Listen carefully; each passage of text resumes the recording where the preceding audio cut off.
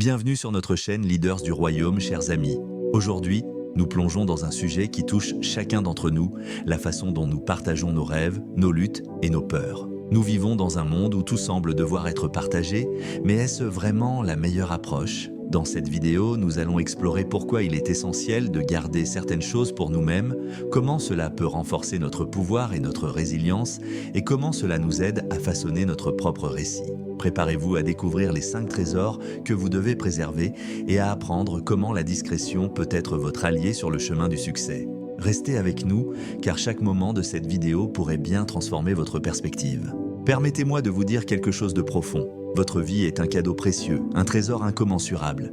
Mais comme tout trésor, elle doit être protégée. Il y a des aspects de votre vie, mes chers amis, que vous devez protéger avec une vigilance inébranlable. Aujourd'hui, nous allons explorer 5 choses que vous ne devriez jamais partager. Ce sont les clés pour préserver votre intégrité, protéger vos rêves et assurer votre succès. Restez attentifs, car ce que je vais partager avec vous n'est pas simplement une information, c'est une véritable révélation. Ce n'est pas seulement de la connaissance, c'est de la sagesse. Et la sagesse, mes amis, est la monnaie de la grandeur de vos rêves et de vos visions. Première chose, vos rêves.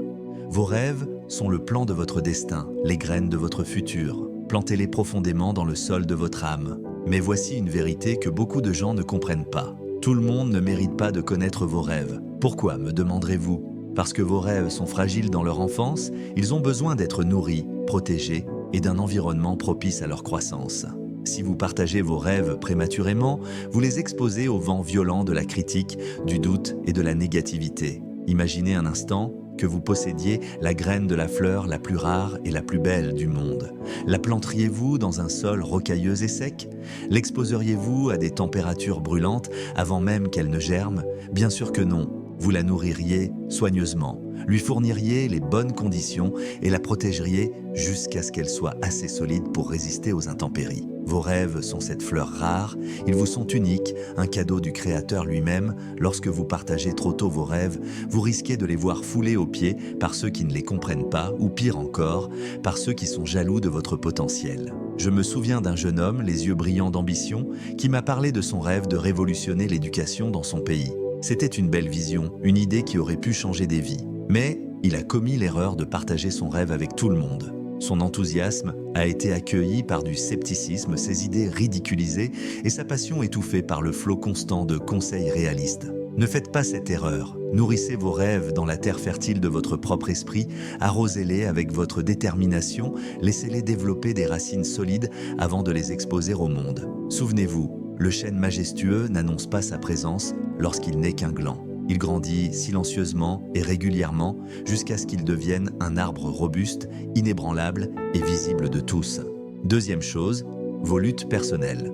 La deuxième chose que vous devez garder précieusement, ce sont vos luttes personnelles. Certains d'entre vous pensent peut-être, mais n'est-ce pas bien de s'ouvrir, d'être vulnérable ? Oui, il y a un temps et un lieu pour la vulnérabilité, mais permettez-moi de clarifier. Vos luttes personnelles ne sont pas pour la consommation publique. Dans cette époque de surpartage, nous avons perdu l'art de la discrétion. Nous avons oublié le pouvoir de l'intimité. Vos luttes, vos batailles, vos moments de faiblesse sont sacrés. Ils sont la forge dans laquelle se forme votre caractère, le feu qui affine votre esprit. Lorsque vous diffusez vos luttes au monde entier, vous invitez des opinions inutiles, des jugements et parfois même de mauvaises intentions. Certaines personnes n'ont peut-être pas vos meilleurs intérêts à cœur. D'autres peuvent te donner des conseils erronés et beaucoup ne vous comprendront tout simplement pas. De plus, parler constamment de vos problèmes peut leur donner une plus grande place dans votre esprit.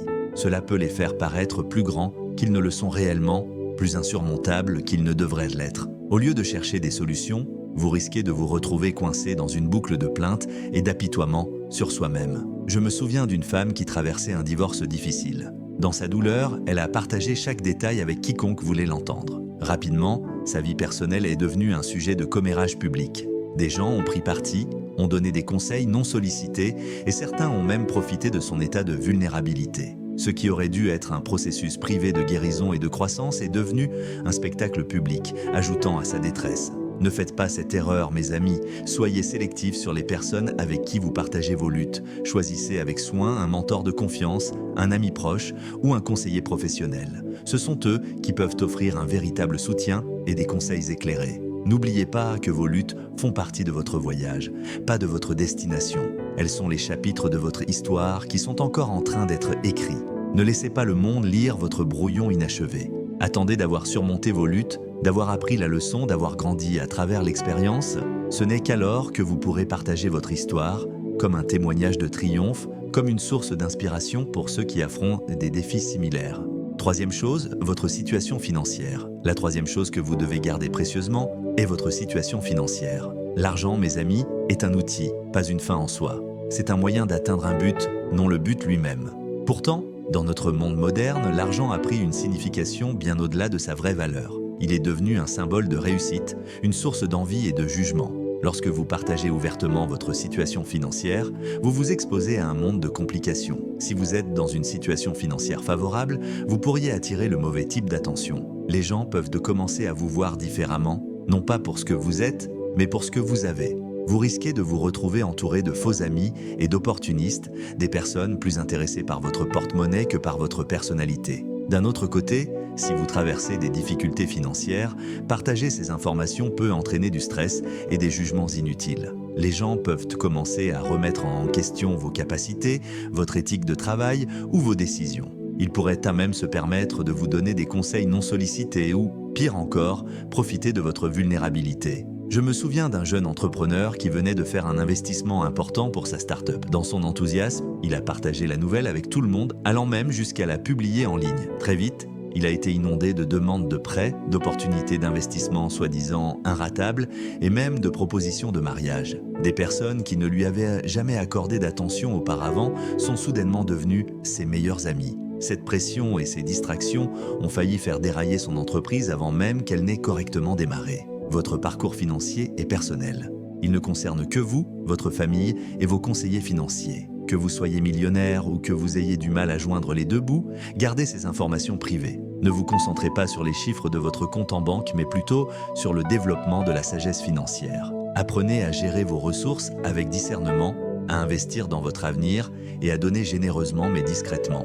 La richesse, ce n'est pas une question de combien vous avez, mais de la manière dont vous utilisez ce que vous avez. Selon un proverbe chinois, la richesse fait beaucoup d'amis, mais le pauvre est séparé de son voisin. Ne laissez pas votre situation financière définir vos relations ou votre valeur personnelle. Gardez cela privé et laissez votre caractère, et non votre solde bancaire, être la mesure de votre succès. Quatrième chose, votre prochain grand mouvement. La quatrième chose que vous devez protéger férocement est votre prochain grand mouvement. Dans le jeu de la vie, la stratégie est tout, et un élément clé de la stratégie est l'élément de surprise. Lorsque vous révélez votre prochain mouvement au monde, vous perdez cet avantage stratégique. Pensez-y. Dans les échecs, les grands maîtres n'annoncent pas leur stratégie avant de les exécuter. Les entreprises ne révèlent pas leur plan d'expansion avant d'être prêtes à les mettre en œuvre. Et les équipes sportives ne partagent pas leur livre de jeu avec leurs adversaires. Pourquoi ? Parce que la connaissance est un pouvoir, et partager prématurément cette connaissance peut affaiblir votre position. Lorsque vous parlez de votre prochain grand mouvement, avant d'être prêt, vous donnez aux autres l'opportunité d'interférer, de rivaliser ou de vous décourager. En plus de cela, vous vous mettez une pression inutile. Une fois que vous avez annoncé vos plans, vous vous sentez obligé de les suivre, même si les circonstances changent ou que de meilleures opportunités se présentent. J'ai été le mentor d'une jeune femme brillante qui avait prévu de lancer une application révolutionnaire dans le domaine de la santé. Elle était tellement enthousiaste à propos de son idée qu'elle ne pouvait s'empêcher de la partager avec tout le monde. Elle en parlait lors d'événements de réseautage, partageait des détails avec des connaissances et discutait même de son projet avec des concurrents potentiels. Au moment où elle était prête à lancer son produit, elle a découvert que quelqu'un d'autre l'avait devancée sur le marché avec une idée similaire. Partager prématurément lui a coûté l'avantage du premier mouvement. Ne faites pas la même erreur. Gardez vos plans près de votre cœur, travaillez-les en silence, développez-les en privé et laissez vos actions parler plus fort que vos mots. Il y a une force et une préparation tranquille dans les moments feutrés de planification et d'élaboration de stratégie. Souvenez-vous que le silence fleurit dans la détermination calme et attentive. Votre prochain grand mouvement doit être comme un coup de tonnerre, soudain, puissant et impossible à ignorer. Ne laissez pas cela devenir un simple murmure perdu dans le bruit d'une annonce prématurée. Cela ne signifie pas que vous ne devez jamais demander des conseils ou des avis, consulter des mentors et demander conseil à des experts dans votre domaine. Mais soyez sélectif sur ce que vous partagez et avec qui. Choisissez judicieusement ceux en qui vous avez confiance et gardez toujours une part de mystère sur vos plans futurs. Selon l'ancien proverbe, même un fou qui se tait est considéré comme sage. Alors, soyez sages, mes amis. Gardez votre prochain grand mouvement secret jusqu'à ce que vous soyez prêts à le déchaîner sur le monde. 5e chose, gardez vos peurs les plus profondes. Garde de toutes tes forces tes peurs les plus profondes. Mes amis, vos peurs sont comme une carte de vos vulnérabilités. Elles pointent directement vers les zones où vous pouvez être le plus facilement manipulé, découragé ou vaincu. Dans ce monde, tout le monde n'a pas vos intérêts à cœur. Lorsque vous partagez ouvertement vos peurs, vous remettez essentiellement les clés de votre royaume psychologique. Vous donnez aux autres le pouvoir d'influencer vos décisions, d'ébranler votre confiance et de vous éloigner de votre vrai chemin. Ne vous méprenez pas.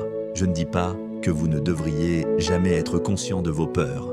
La conscience de soi est cruciale pour la croissance personnelle, mais il y a une grande différence entre la reconnaissance de vos peurs à vous-même ou à un confident de confiance et le fait de les diffuser au monde entier. Vos peurs sont profondément personnelles, souvent enracinées dans vos expériences passées, votre éducation et votre perspective unique sur le monde. Lorsque vous les partagez sans discernement, vous invitez à des malentendus et à des interprétations erronées. Des personnes qui n'ont pas marché à votre place peuvent rejeter vos peurs comme irrationnelles ou triviales, d'autres peuvent utiliser ces connaissances pour vous manipuler, consciemment ou inconsciemment. J'ai connu un artiste talentueux qui avait peur de parler en public. En partageant ouvertement cette peur, il pensait qu'il pourrait la surmonter.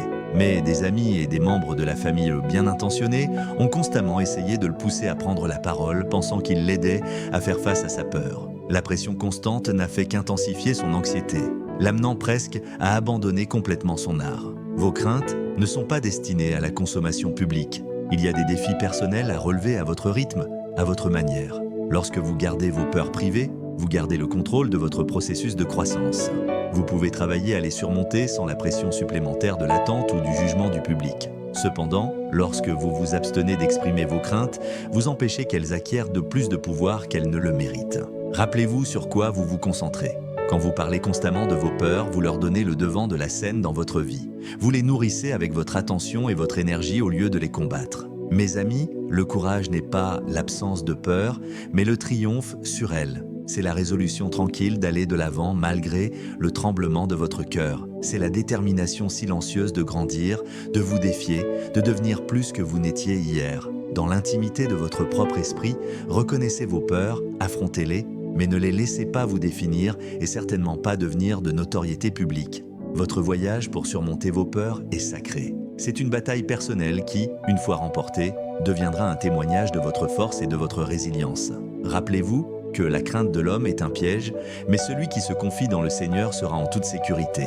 Faites confiance à quelque chose de plus grand que vos peurs, croyez en votre potentiel, dans votre capacité à grandir et à surmonter. Laissez cette croyance être plus forte que vos peurs. Conclusion, le pouvoir de la confidentialité. En référence à ces 5 choses, vos rêves et visions, vos luttes personnelles, votre situation financière, votre prochain grand mouvement et vos peurs les plus profondes, sachez qu'elles constituent les trésors sacrés de votre vie. Protégez-les avec ferveur, car ce faisant, vous préservez non seulement vos secrets, mais vous maintenez également votre pouvoir, votre avantage stratégique et votre capacité à croître selon vos propres conditions. Imaginez une vie où vous avez le contrôle total de votre récit. Vos rêves sont nourris dans le sol fertile de votre propre détermination, sans être entachés par les doutes des autres, où vos luttes sont affrontées avec dignité. Et votre parcours financier est le vôtre, libre des jugements des autres. Pensez à ce que cela signifie d'avoir le pouvoir de choisir ce que vous partagez avec le monde et ce que vous gardez pour vous. À cette époque de connectivité constante, pratiquer la discrétion est un acte révolutionnaire. Cela démontre que vous vous respectez vous-même et que vous chérissez suffisamment votre voyage pour garder certaines choses secrètes. Je vous mets au défi de devenir le gardien de votre potentiel, de protéger vos rêves, de conserver la maîtrise de vos ressources, de conquérir vos peurs. À partir de ce jour, prenez un engagement envers vous-même. Honorez le caractère sacré de votre voyage personnel. Valorisez la confidentialité, pratiquez la discrétion et comprenez que votre pouvoir réside souvent dans ce que vous choisissez de ne pas partager. Rappelez-vous que les transformations les plus puissantes se produisent bien souvent dans le silence. La vie est votre message au monde. Assurez-vous qu'il soit inspirant, authentique et véritablement le vôtre. Le monde attend le cadeau unique que vous seul pouvez offrir. Protégez vos trésors, nourrissez-les en privé et quand le moment sera venu, libérez-les sur le monde avec toute la force de votre conviction et la puissance de votre dessein. Votre avenir est radieux, votre potentiel est illimité et vos plus grands chapitres sont encore à écrire. Écrivez-les bien car l'histoire que vous racontez n'est pas seulement pour vous, mais pour chaque vie que vous toucherez. Et voilà, nous avons atteint la fin de notre exploration sur l'importance de garder certaines choses pour soi. En préservant ces précieux trésors, vous vous donnez la chance de cultiver votre force intérieure et de tracer votre propre chemin sans être distrait par les opinions extérieures. Rappelez-vous que la discrétion est un signe de sagesse et que chaque moment de silence peut être une occasion de réflexion et de croissance. Si cette vidéo vous a inspiré, n'oubliez pas de liker, de vous abonner à notre chaîne et de partager vos réflexions dans les commentaires ci-dessous. Quelles sont les choses que vous avez décidé de garder pour vous? Ensemble, cultivons un espace où nous pouvons grandir et prospérer. Merci d'avoir regardé et à bientôt pour de nouvelles découvertes.